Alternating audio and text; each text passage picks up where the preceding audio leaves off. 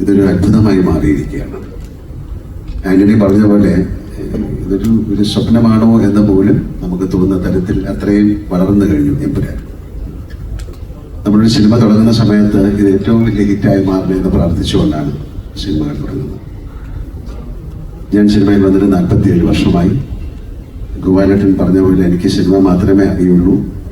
ഞാൻ സിനിമയിൽ തന്നെയാണ് വളർന്നത്. എനിക്ക് വളരെ ചെറുപ്പത്തിൽ തന്നെ സിനിമ മേഖലയ്ക്ക് വന്നു. പക്ഷെ എനിക്ക് ഒരുപാട് പേരുടെ അനുഗ്രഹം കിട്ടിയിട്ടുണ്ട്.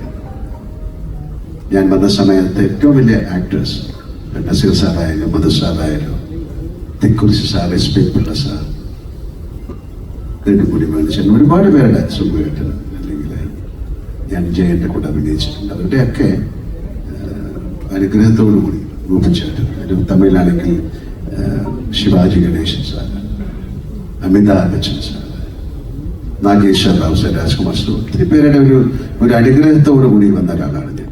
അപ്പം അവരുടെയൊക്കെ ചിട്ടയായ ഒരു സിനിമയോടുള്ള ഒരു സ്നേഹം മനസ്സിലാക്കി ജീവിക്കുന്ന ഒരാളാണ് ഞാൻ. അതുകൊണ്ട് എനിക്ക് സിനിമ അല്ലാതെ വേറെ ഒന്നും ചിന്തിക്കാനുള്ള സമയം കിട്ടിയിട്ടില്ല. ഇനിയിപ്പോൾ ചിന്തിക്കാനുള്ള സമയമില്ല.